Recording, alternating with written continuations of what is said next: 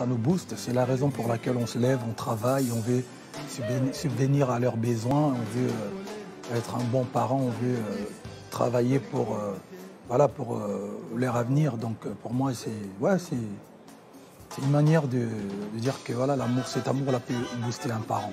Ah, parce que 8e merveille, c'est fort. Ouais. Comment elle a réagi lorsqu'elle a su que... Elle était bébé quand l'enfant est sorti. Mais aujourd'hui, elle comprend un peu. Et puis, voilà, je pense qu'elle a...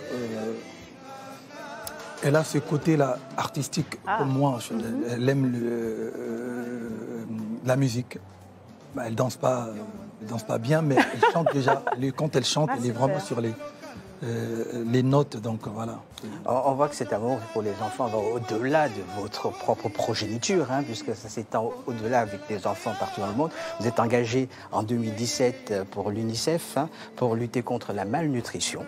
Oui. Et d'ailleurs, en 2021, au mois d'août, vous avez été nommé ambassadeur de l'UNICEF pour la République démocratique du Congo.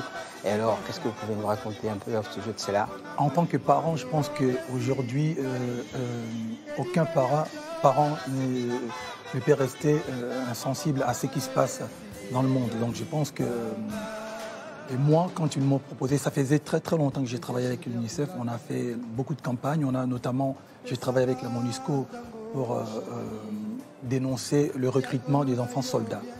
Donc voilà, c'est quelque chose qui me tient à cœur. Voilà. Et sur le terrain, les gens ressentent votre participation, votre engagement. Avec la fondation. Ça change fondamentalement la vie des gens, quoi. Ouais, ça change. Ouais.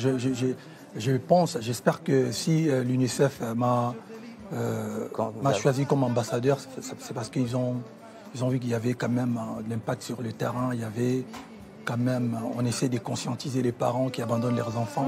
On essaie aussi de dire à d'autres personnes qui ont un peu de moyens, ils peuvent soutenir les enfants qui ont vraiment cette gangrène, par exemple, dans les rues de Kinshasa, les enfants qu'on appelle les enfants sorciers, alors que, voilà, c'est terrible. C'est des conneries, ça. C'est des choses que les églises nous ont ramenées. J'ai un grand respect pour les pasteurs, les églises. J'aime pas trop rentrer sur ces terrains, mais je pense que les églises évangéliques ont ramené beaucoup de choses qui fait en sorte que beaucoup de familles se sont disloquées.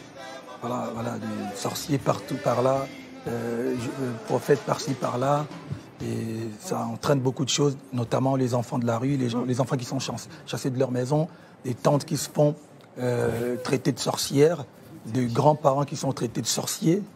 Donc voilà. C'est important de le dénoncer parce que ce sont des réalités sur le terrain. Vous êtes quand quelqu'un dans votre famille réussit, il est forcément sorcier. Donc vous êtes sorcier. Voilà, nous on est des victimes de ça, mais bon, mais c'est de la bonne sorcellerie parce que ça fait du bien à vos engagements, transforme justement la sorcellerie à quelque chose de bien-être. Quand vous ne réussissez pas, vous n'êtes pas sorcier du tout. Non. Une fois que vous réussissez, vous êtes sorcier. Le talent, c'est de la sorcellerie, bien sûr, on y croit. Alors vous êtes également engagé en faveur des victimes de violences sexuelles. D'ailleurs, vous avez rencontré en 2020 le célèbre docteur Denis Mukwege, donc celui qui répare les femmes, prix Nobel de la paix, co-prix Nobel de la paix. Pourquoi cette cause également vous tient à cœur? Je pense qu'aujourd'hui, encore une fois, il se passe des choses pas correctes à l'est du pays, du Congo d'ailleurs, là où les mamans, les femmes sont détruites. Dans le nord. Détruites. Oui. Donc voilà, moi quand j'ai eu la chance d'aller visiter l'hôpital Panzi du docteur Mukwege, j'ai pris connaissance de beaucoup de choses, donc ça m'a touché. Donc je me suis dit, pourquoi pas m'engager à ma manière. Donc voilà, depuis, on essaye de...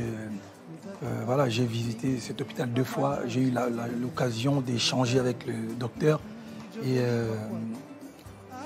on a essayé de faire quelque chose, donc beaucoup de choses d'ailleurs, et notamment avec la fondation, on essaye de libérer toutes les mamans qui sont retenues prisonnières. Vous savez, en Afrique, quand les mamans vont dans les maternités pour accoucher, mais par faute de factures, de moyens de paiement, elles sont retenues prisonnières dans des maternités.